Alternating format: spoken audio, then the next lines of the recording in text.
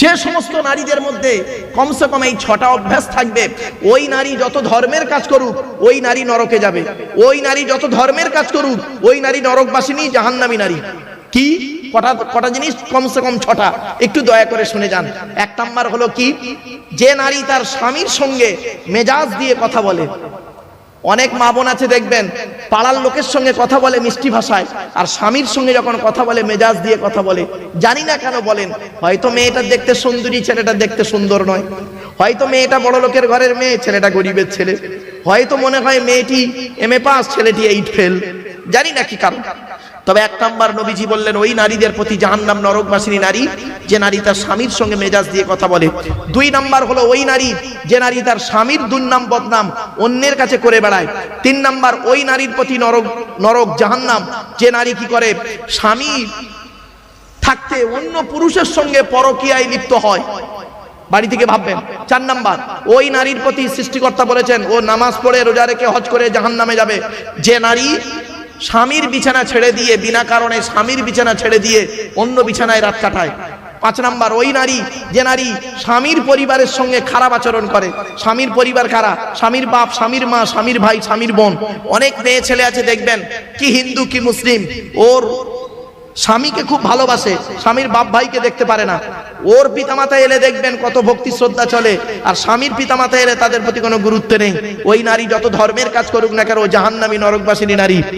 6 number হলো ওই নারী যে নারী তার স্বামীকে বলে তোমার সঙ্গে বিয়ে হয়ে আমার জীবন নষ্ট হয়ে গেছে, আমার মতো মেয়ে বলে তুমি বেঁচে গেলে, অন্য কেউ হলে বুঝতে পারতে। ওই নারী হলো জাহান্নামী নারী। কারণ জন্ম মৃত্যু বিবাহ সবই সৃষ্টিকর্তার হাত। ঠিক না ঠিক? আর আপনাদেরকে অনেক কষ্ট দিয়েছি, আর কষ্ট দেব না। শেষবারে 1 মিনিটের ভিতরে একটা কথা আপনাদের বলেই আমি আমার বক্তব্য শেষের দিকে নিয়ে যাব। কারণ প্রশাসনকে আমরা ভক্তি শ্রদ্ধা, মানে ভারতীয় সংবিধানকে অ্যাকর্ডিং টু ইন্ডিয়ান ল এবং অ্যাকর্ডিং টু ইন্ডিয়ান লকে আমরা অত্যন্ত ভক্তি শ্রদ্ধা রেসপেক্ট করি, সম্মান করি।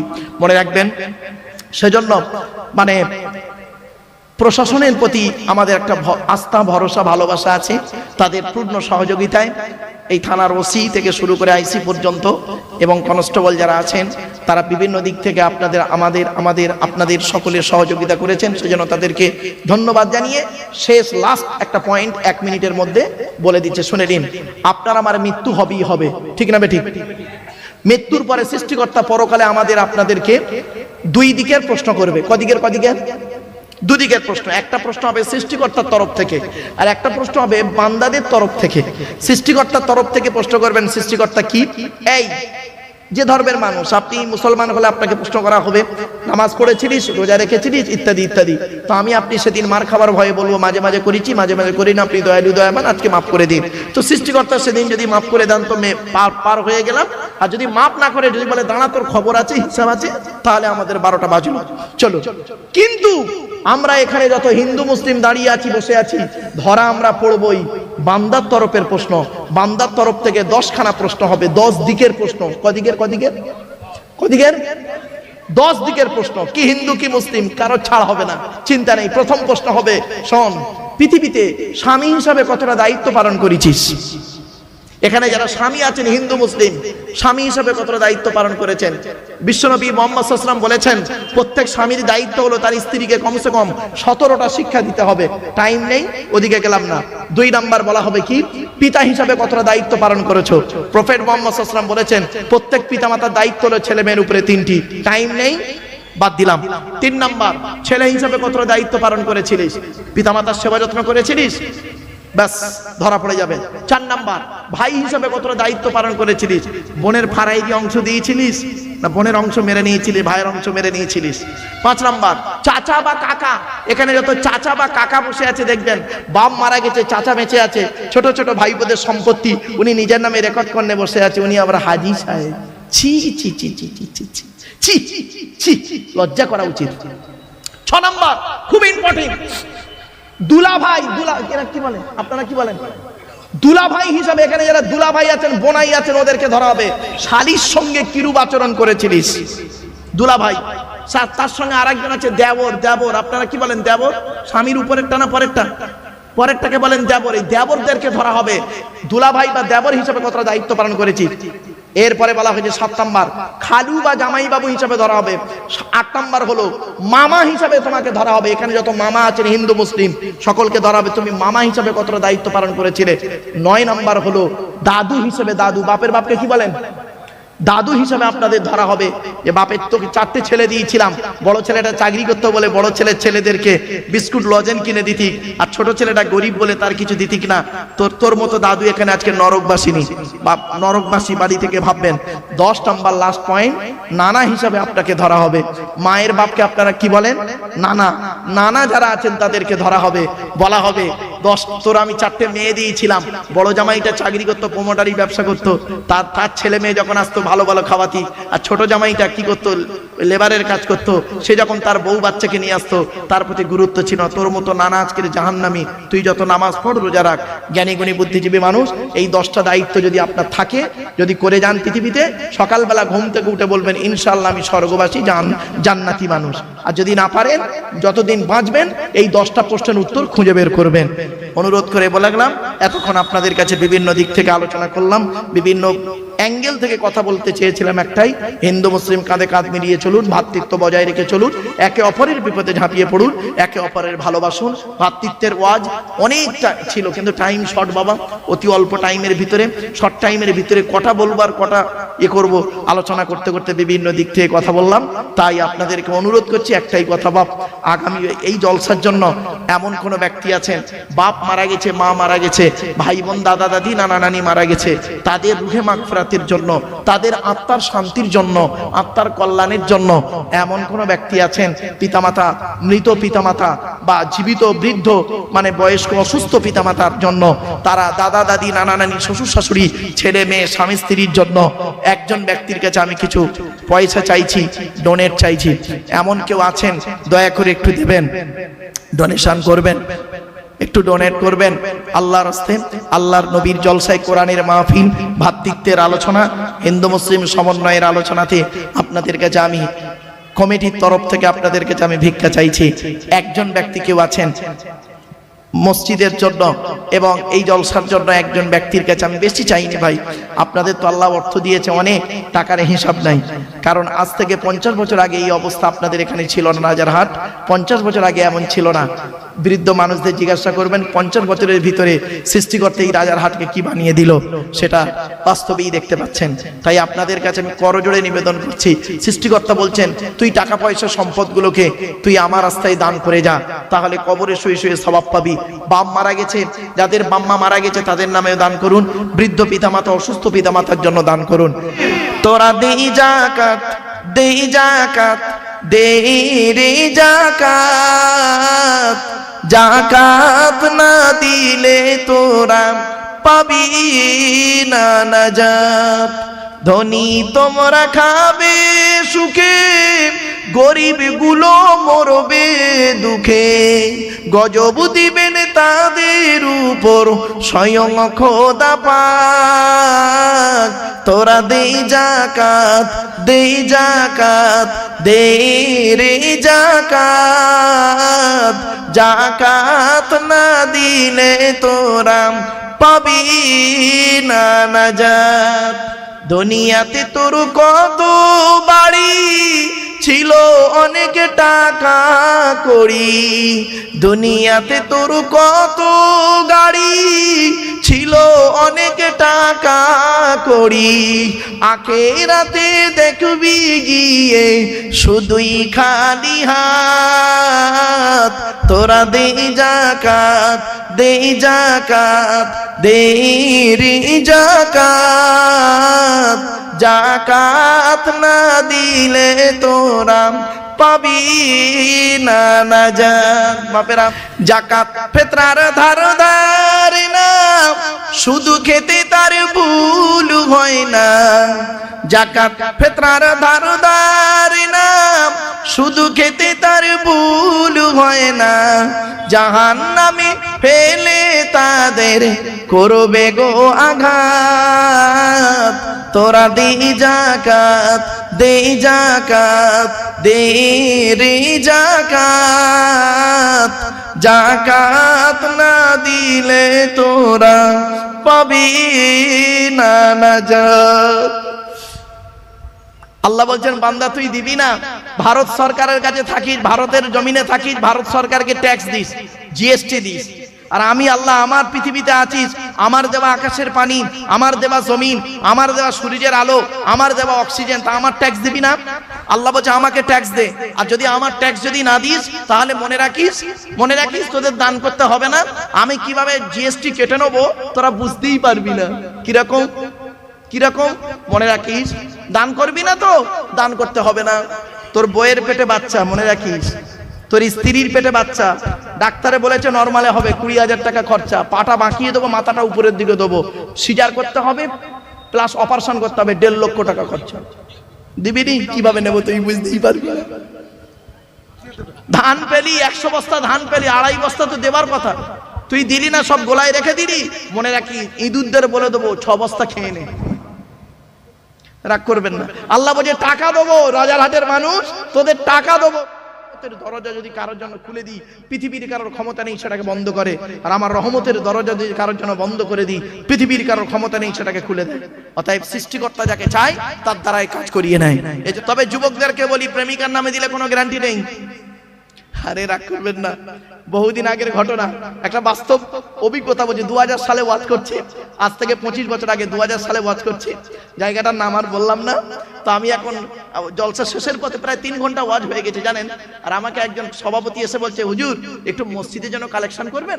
তা আমি তখন কালেকশন ভালো করতে পারতাম না, এখনো পারি না, ভালো লেখাপড়া তেমন নেই, তাই পারবো কি করে। তো এবার আমি করেছি কি, আমি ওয়াজের কালেকশনের শুরুতে বলেছি, বাবারা আল্লাহর ঘরে দান করুন, মনের আশা পূর্ণ হবে বলেছি। বলতে করেছি কি, একটা বুড়ো লোক বাপের নামে 1000 টাকা দিল, আমি নারায় তাকবীর দিয়েছি। আর একটা বুড়ো লোক মায়ের নামে 1000 দিল, আমি নারায় তাকবীর দিয়েছি। হঠাৎ দেখি একজন যুবক ছেলে সাদা কাগজে লিখে পাঠিয়েছে, আসসালামু আলাইকুম হুজুর, আমি আমার প্রেমিকার নামে 500 টাকা দান করলাম। আমি কাগজটা পড়ে বলছি দানের কোনো গ্যারান্টি নেই। স্টেজ থেকে নেমেছি, আড়াল মতো জায়গায় আমাকে পেয়ে বলছে, হুজুর আল্লাহর কসম করে বলছে, হুজুর আমি ওই কাগজটা দিয়েছিলাম।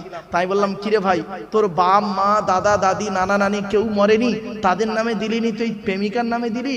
ও কি বললো জানেন আমাকে? কি বললো শুনবেন? হুজুর আপনি তো বললেন আল্লাহর ঘরে দান করলে মনের আশা পূর্ণ হয়। আল্লাহর কসম করে বলছি, আল্লাহর কসম করে বলছি, 1 সপ্তাহ হলো ফোন তোলে না, খালি ওয়েটিং। ওর নামে 500 টাকা দিলাম যাতে আল্লাহর মনটা নরম করে, যাতে ফোনটা তোলে। আমি তখন ওকে বলছি, বন্ধু শোন, কিছু মনে করি না, চাইনিজ মাল বেশি দিন টেকে না। এই ছেলে, এই যুবক ছেলেরা, হিন্দু মুসলিম শুনে নাও বাবা, ভালোবাসা আর ভালো লাগা দুটো এক নয়। ভালোবাসা ভালো লাগা, আবেগ আর বিবেক, ইতিহাস।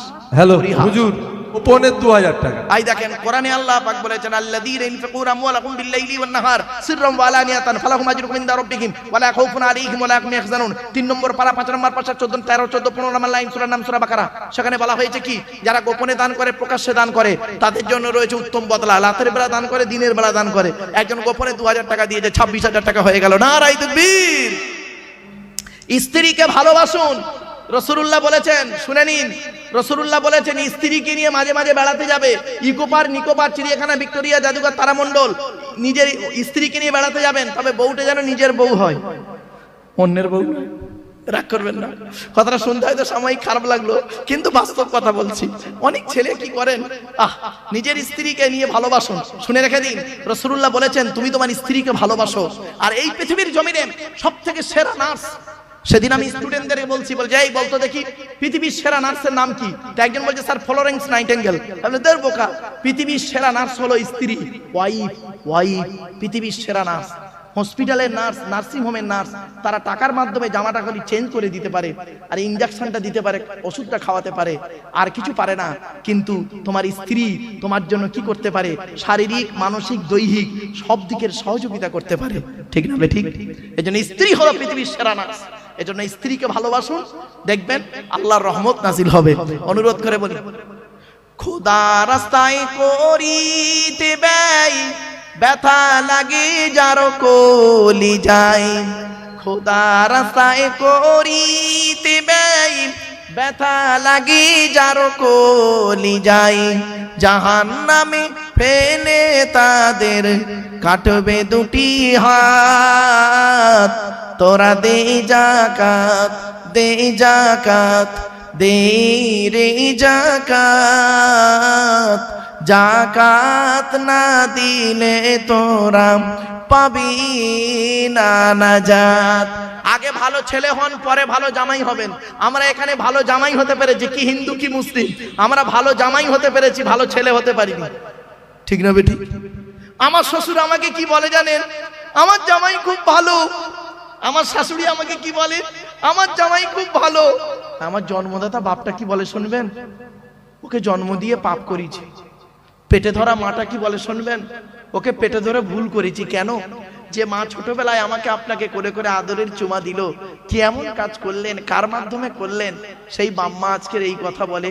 শুনে নিন, ৭৫ বছরের বুড়ো বাপটা যদি ৫০ বছরের ছেলেটাকে একবার আব্বা বলে ডাকে, ওই ৭৫ বছরের বুড়ো বাপের আব্বা ডাকটা হলো আল্লাহর রহমতের আরশে আজিমের ডাক। এজন্য অনুরোধ করে বলে যাচ্ছে, আগে ভালো ছেলে হন, পরে ভালো জামাই হবে। আমরা ভালো জামাই হতে পেরেছি, ভালো ছেলে হতে পারিনি। তো কলকাতার জমিনে, কারণ এখানে তো টাইম তো আপনারা বেশি পাচ্ছেন। আমি ভারতবর্ষের বিভিন্ন জায়গায়, কি বলবো, দিল্লি, বোম্বাই, হায়দ্রাবাদ, আহমেদাবাদ, লখনৌ, বেনারস, আসাম, ত্রিপুরা, মেঘালয়, মণিপুর, ইম্ফল, যোধপুর, জয়পুর, ভাইজাগ, পাটনা, কটক, ভুবনেশ্বর, কোথায় যায়নি। এই মাসেই বহু জায়গায় রয়েছে। আবার গত মাসেও গিয়েছি প্রচুর। যেখানেই গিয়েছি তাদের টাইম হলো 10টা, তাদের টাইম হলো 10টা। হার্ডলি 10টার বেশি মাইক চালাতে দেবে না। বোম্বাইতে তাই, দিল্লিতেও তাই, রাজস্থানেও তাই। তো এই জন্য বলি বাপ, আল্লাহর শুকরিয়া আদায় করি, আমরা কিছুটা সময় পেয়েছি প্রশাসনের তরফ থেকে। থানার ওসি, আইসি তারা পূর্ণ সহযোগিতা করেছেন আপনাদের, আলহামদুলিল্লাহ। হ্যাঁ, তাবারুকের ব্যবস্থা আছে। আর আপনাদের বলে দিই, আপনার আমার সব থেকে ভালো লেগেছে কি জানেন? চিকেন বিরিয়ানির ব্যবস্থা আছে। মনে রাখবেন, আমরা প্রত্যেক ধর্মকে শ্রদ্ধা সম্মান করি, কারণ প্রত্যেকের ধর্মের ধর্মস্থান, ধর্মগ্রন্থ সেই ধর্মের মানুষের কাছে অতি পবিত্র। এজন্য বাবা, কোনোদিন কোনো ধর্মকে কটূক্তি করবেন না, কোনো ধর্মগ্রন্থকে নিয়ে বাজে মন্তব্য করবেন না, কোনো ধর্মযাজককে নিয়ে বাজে মন্তব্য করবেন না। মনে রাখবেন, প্রত্যেক ধর্মের মানুষ সেই ধর্মস্থান, ধর্মগ্রন্থ সেই ধর্মের মানুষের কাছে অতি পবিত্র। এজন্য আমার সব থেকে ভালো লেগেছে ভাইরা চিকেন বিরিয়ানি করেছেন, তাবারুক আপনাদের দেওয়া হবে। তো আপনারা সকলে একটু দয়া করে ভিতরে চলে আসুন।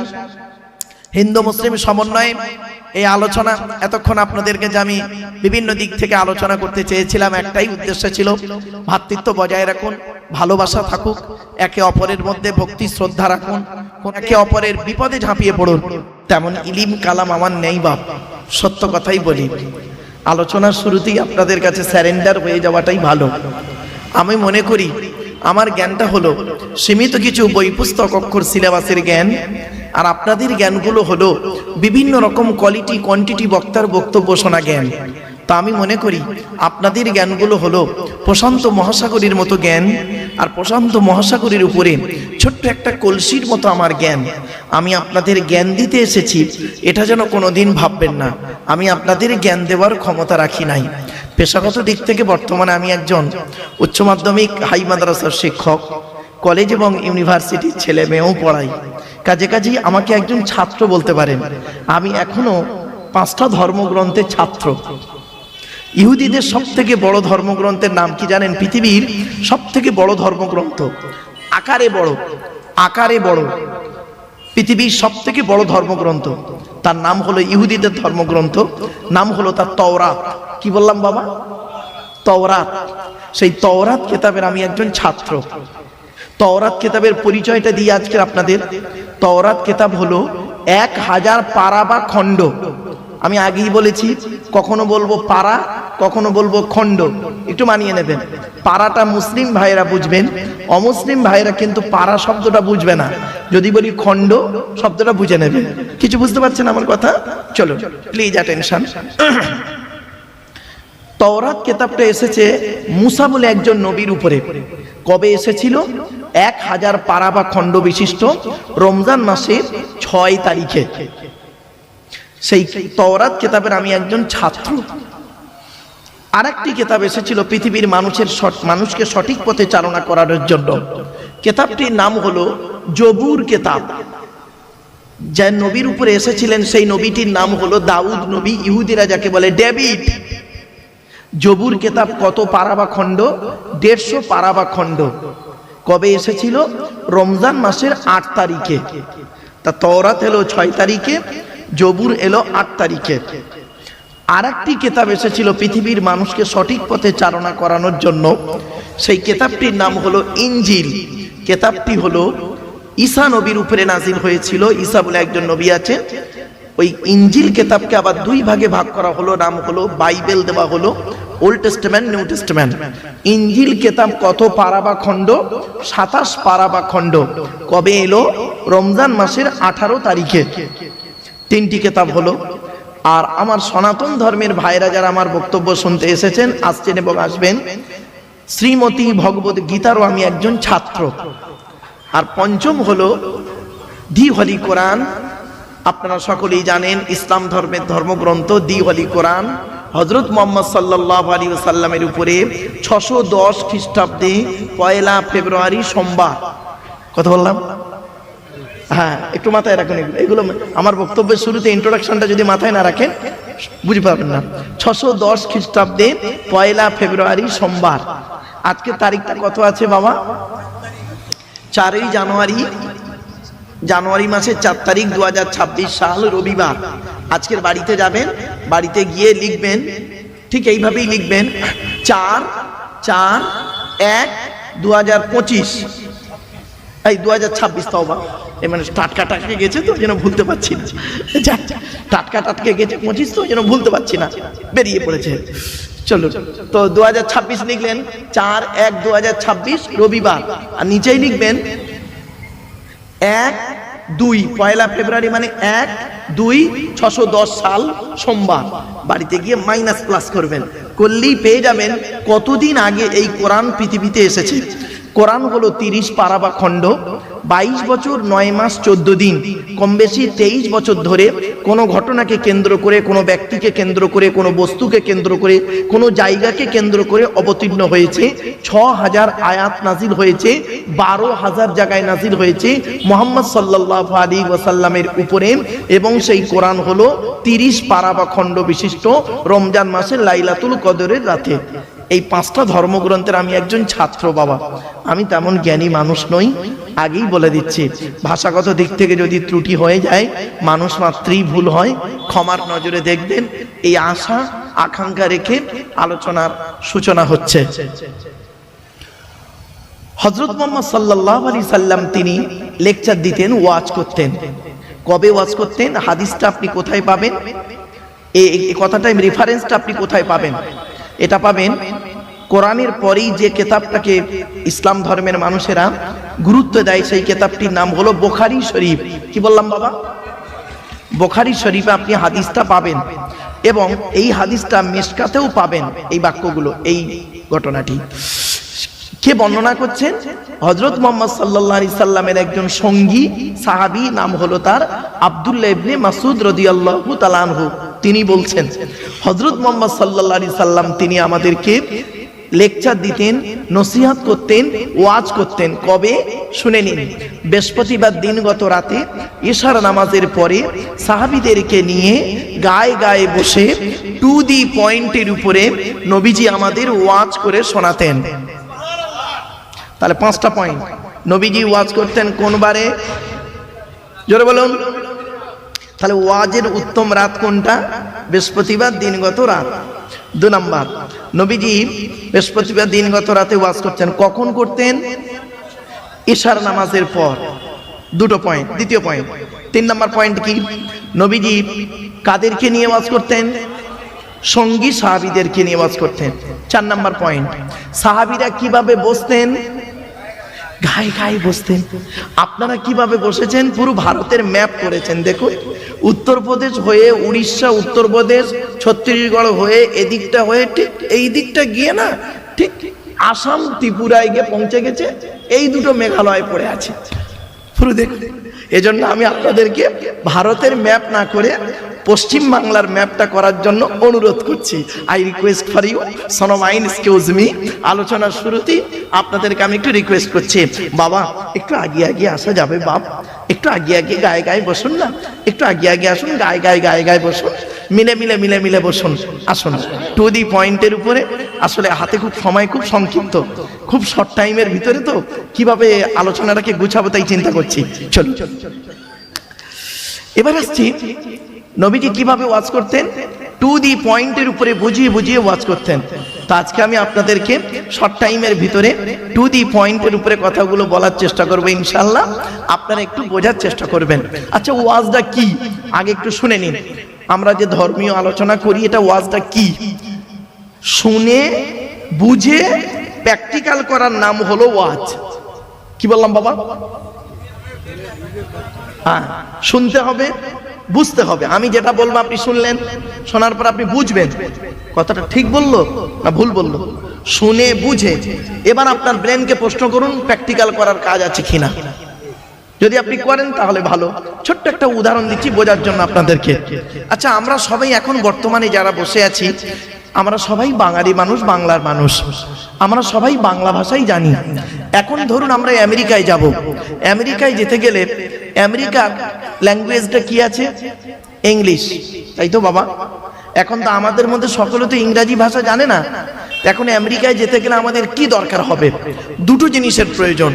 অজানা দেশে যেতে গেলে সেই দেশের একটা গাইড বুক লাগবে, আর সেই দেশের একটা গাইডার লাগবে। ঠিক না ঠিক? আমার ভাষা বুঝতে পারছেন?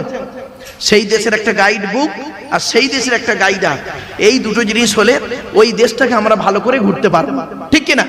বাহ, কত সহজে বুঝে ফেললেন। এবার কোরআনের দলিল দিয়ে আপনাদের রেফারেন্স দিয়ে বোঝাচ্ছি, শুনুন। কোরআনের 14 নম্বর পারা বা খণ্ডে 14 নম্বর পৃষ্ঠাতে 12 নম্বর লাইনে সূরার নাম সূরা নাহলে বলা হয়েছে, ওয়াল্লাহু আখরাজাকুম মিন বুতুনি উম্মাহাতিকুম লা তা'লামুনা শাইয়্যা ওয়া জাআলা লাকুমুস সামআ ওয়াল আবসারা ওয়াল আফইদা লাআল্লাকুম তাশকুরুন। সহজ সরল বাংলা মানেটা কি? সৃষ্টিকর্তা বলছেন, আমি তোদেরকে তোদের মায়ের পেটের ভিতর থেকে বের করেছি। লা তা'লামুনা শাইয়্যা, পৃথিবীর কোনো ভাষাই তোরা জানতিস না। ওয়া জাআলা লাকুমুস সামআ, শোনার জন্য কর্ণ দান করেছি। কি আর কি করেছি? দেখার জন্য চক্ষু দান করেছি। ওয়াল আফইদা, বোঝার জন্য হৃদয় দান করেছি। কেন? লাআল্লাকুম তাশকুরুন, যাতে করে এই পৃথিবীতে আমার কৃতজ্ঞতা যাপন করিস। জোরে বলে। এবার আসছি, আমরা মায়ের পেটের ভিতরে ছিলাম, হিন্দু মুসলিম নো ডিভাইডেড। আমরা মায়ের পেটেই সকলে ছিলাম। মায়ের পেটে যখন ছিলাম 10 মাস 10 দিন, মায়ের পেট থেকে পৃথিবীর মুখ যেদিন দেখলাম, এই পৃথিবীর পরিবেশের সঙ্গে আমাদের শরীর শুট করছিল না। আস্তে আস্তে শুট হয়ে গেল। হওয়ার পরে সৃষ্টিকর্তা বলছেন, তোকে আমি একা পাঠাইনি, দুটো জিনিস দিয়ে পাঠিয়েছি। এই পৃথিবীতে কিভাবে চলবি, চলার জন্য একটা গাইড বুক পাঠিয়েছি, আর সাথে সাথে গাইড বুকটা বুঝতে না পারলে গাইডারও পাঠিয়েছি। গাইড বুকটার নাম হলো দি হোলি কোরআন, আর গাইডারটার নাম হলো মুহাম্মদ সাল্লাল্লাহু আলাইহি সাল্লাম। এখন যদি আমরা গাইড বুক আর গাইডার এই দুটোকে যদি ফলো করি, তাহলে আমাদের কোনো প্রবলেম হবে না। ঠিক না বেঠিক? বাস আর একটা উদাহরণ দিচ্ছি বোঝার জন্য বাপেরা। কম্পিউটারের যুগ, আধুনিক বিজ্ঞান এখন কম্পিউটার নিয়ে পড়ে আছে। ঠিক না বেঠিক?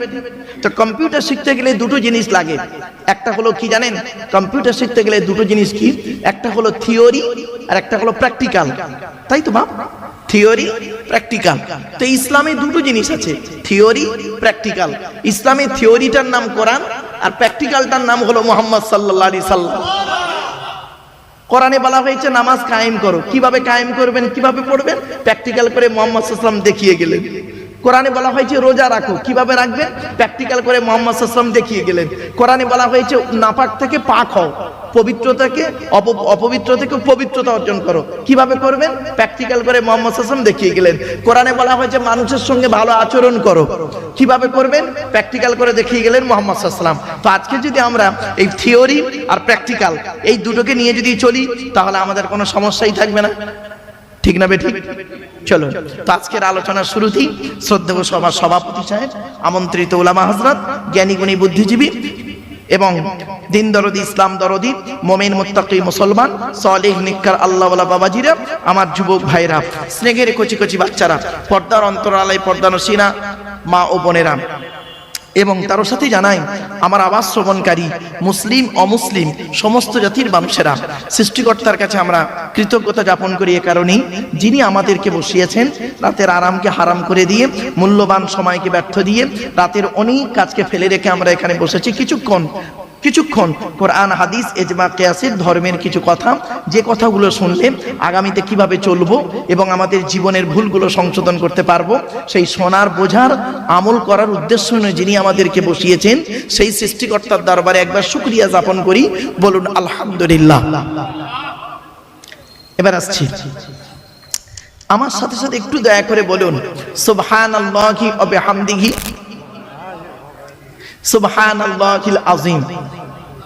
এটি হলো বুখারী শরীফের শেষ হাদিস, আর বুখারী শরীফের প্রথম হাদিস হলো ইন্নামাল আ'মালু বিন্নিয়াত। এর বাংলা অর্থ হচ্ছে প্রত্যেকটা কাজ তার নিয়তের উপরে নির্ভর করে। তাই এতগুলো জ্ঞানী গুণী বুদ্ধিজীবী মানুষ আপনারা এসেছেন, আপনাদের অন্তরে একটা নিয়ত বা উদ্দেশ্য আছে। আমি অধম আব্দুল্লাহ গিল মারুফ, তেমন ইলিম নেই, তেমন জ্ঞান নেই, আল্লাহ পাক আমাকে এখানে আনিয়েছেন, আমারও অন্তরে একটা নিয়ত বা উদ্দেশ্য আছে। আমার নিয়তটা আপনারা কেউ জানেন না, আপনাদের নিয়তটা আমিও জানি না। সুতরাং উভয়ের নিয়ত যিনি জানেন তিনি কে? আল্লাহ। ইন্নাল্লাহা আলিমুম বিযাতিস সুদূর, নিশ্চয়ই সৃষ্টিকর্তা প্রত্যেকের অন্তরের খবর জানেন। তাই আজকের এখানে যা কিছু আলোচনা হবে আপনাদের মাঝে আমার মাঝে, আজকের আলোচনার সাক্ষী থাকবে কে? আল্লাহ। আল্লাহু শাহীদুম বাইনি ওয়া বাইনাকুম, আপনাদের মাঝে আমার মাঝে আজকের আলোচনার সাক্ষী রাখলাম সৃষ্টিকর্তা আল্লাহ পাককে। এবারে আসছি আলোচনার বিষয়বস্তু সম্পর্কে। কিসের উপরে আজকের আলোচনা করব? আজ আমি আপনাদের কাছে মাত্র 3টি বিষয়ের উপরে আলোচনা করব। কটি? 3টি বিষয়ের উপরে আলোচনা করব। তবে আমি বাবা একটু স্পিডে কথা বলি, একটু মানিয়ে নেবেন। হ্যাঁ, এখন একটু ধীরে ধীরে বলছি, একটু স্পিডে কথা বলি, একটু মানিয়ে নেবেন। চলো, আজকে আমি আপনাদের কাছে 3টি বিষয়ের উপরে আলোচনা করব।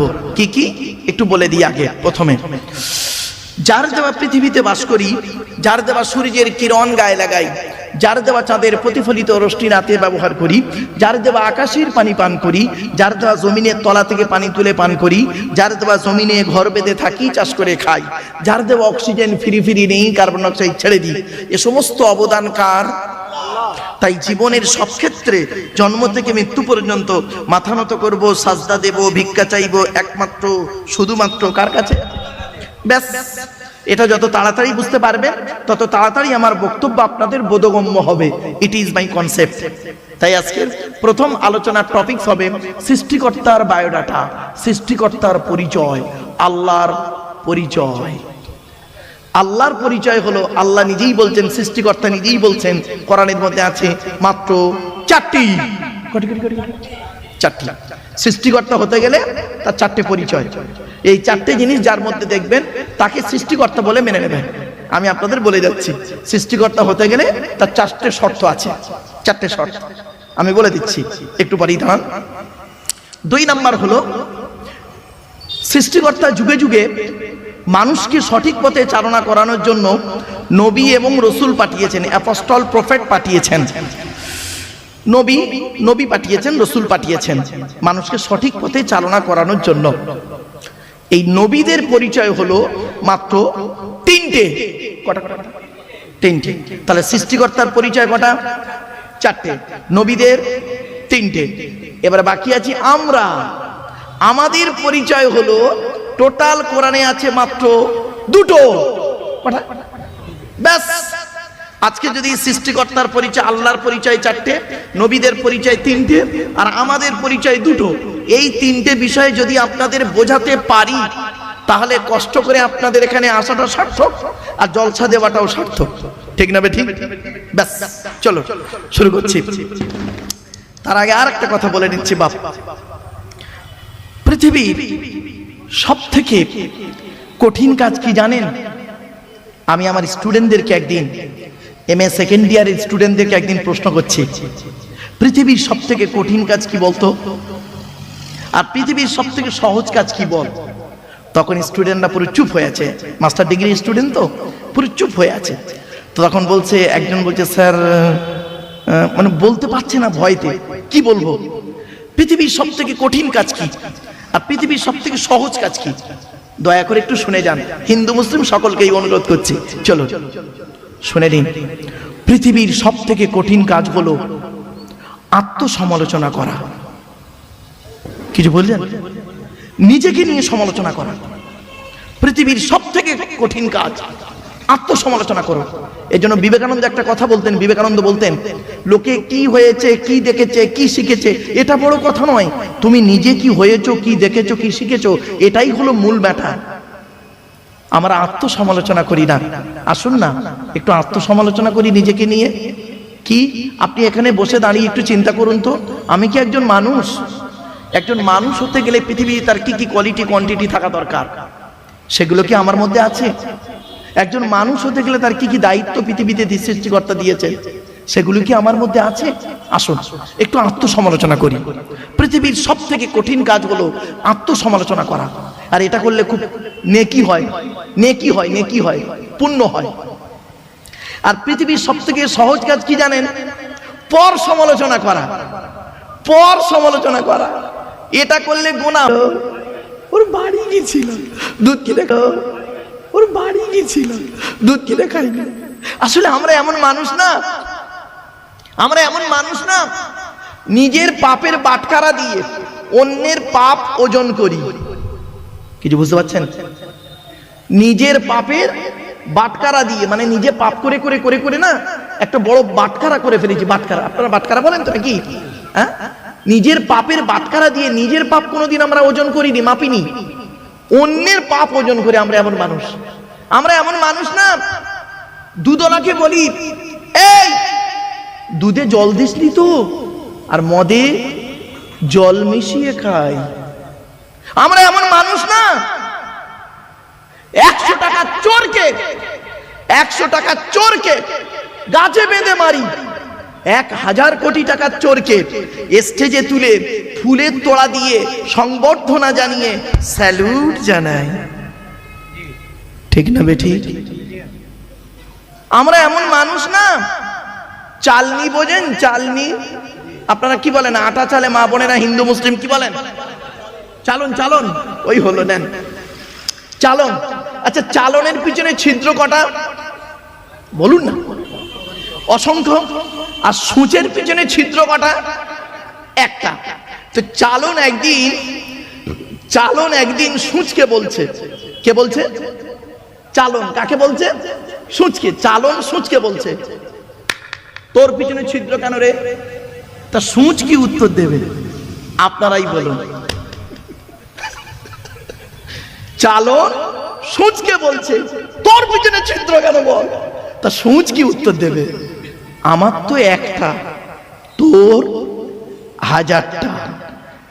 এজন্যই বললাম বাবা, মাইকের সামনে এসে কিছু বলে দেবার নাম বক্তা নয়।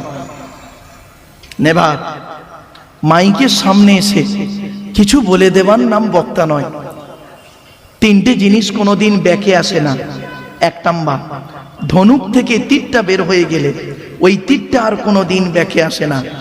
2 নাম্বার, দেহ থেকে আত্মাটা বের হয়ে গেলে ওটা আর পৃথিবীতে রিটার্ন দেওয়া হয় না। 3 নাম্বার, জবান থেকে কথা বের হয়ে গেলে ওটা আর কোনোদিন রিটার্ন আসে না। এই জন্য মনে রাখবেন, ছোট্ট একটা উদাহরণ দিচ্ছি, রাগ করবেন না কেউ, প্লিজ রেগে যাবেন না, আমাকে ভুল বুঝবেন না। প্রাইমারি স্কুলের একজন টিচার, তিনি ক্লাস 1-এ গিয়ে একটা ক্লাস করেন 40 মিনিট। মাস গেলে তার স্যালারি হয় 30 থেকে 40,000 টাকার মধ্যে। ক্যালকাটা ইউনিভার্সিটির একজন লেকচারার, তিনি MA সেকেন্ড ইয়ারে গিয়ে একটা ক্লাস করেন 40 মিনিট। মাস গেলে তার মাইনে হয় 1,40,000 থেকে 50,000 টাকা। Between far difference. একটু বাড়ি থেকে ভাববেন, অনুরোধ করে বলে যাচ্ছি, আসুন টু দি পয়েন্টের উপরে কথাগুলো বলার একটু আমার সুযোগ দিন। আর আপনাদের কাছে আমার রিকোয়েস্ট, হিন্দু মুসলিম জৈন ব্রাহ্মণ খ্রিস্টান কুলি সাঁওতাল বাগদি দুলে জাতি ধর্ম বর্ণ নির্বিশেষে আসুন আমরা আলোচনা করি। দেখি না ধর্ম কাকে বলে, ধর্ম কি বলে একটু দেখি। চলুন ছোট্ট একটা উদাহরণ দিচ্ছি। যেদিন আমরা মায়ের পেট থেকে এসেছিলাম, প্রত্যেকেরই একটাই নাম দিয়েছিল ডাক্তাররা। কটা নাম? একটা নাম দিয়েছিলেন। হিন্দু মুসলিম সকলের ডাক্তাররা একটাই নাম দিয়েছিলেন। কি বলতে পারেন? বেবি, বেবি শিশু, শিশু। আর ব্র্যাকেটে লিখেছিল কি জানেন, এম অথবা এফ, মেল বা ফিমেল, কোনো নাম ডাক্তাররা দেয় না। তো আমরা যখন মায়ের পেট থেকে এলাম হিন্দু মুসলিম, একটাই নাম দিয়েছিল ডাক্তার, বেবি, শিশু।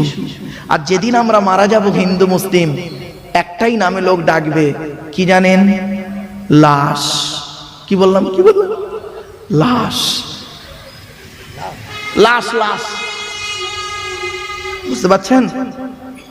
মনে রাখবেন, আমাদের প্রত্যেকের, হিন্দু মুসলিম সবাই আসার রাস্তাটা ছিল একটা, যাওয়ার রাস্তা বিভিন্ন। আসার রাস্তা একটা কি, বাপের পৃষ্ঠ হতে মায়ের পেটে থেকে পৃথিবীতে এলাম। যাওয়ার রাস্তা বিভিন্ন হয়ে গেছে। কিরকম? কেউ গিয়েছে শ্মশানে, কেউ গিয়েছে কবরে, কেউ গিয়েছে গর্তে, বিভিন্ন জায়গায়। আসার রাস্তাটা আমাদের এক, যাওয়ার রাস্তাটা কিন্তু আমাদের আলাদা। আসুন না, সৃষ্টিকর্তার আরাধনা উপাসনার পদ্ধতিটা আমাদের আলাদা হতে পারে। মানুষ হিসেবে প্রত্যেকেই কিন্তু আমরা আদমের সন্তান, ঠিক না বেটি?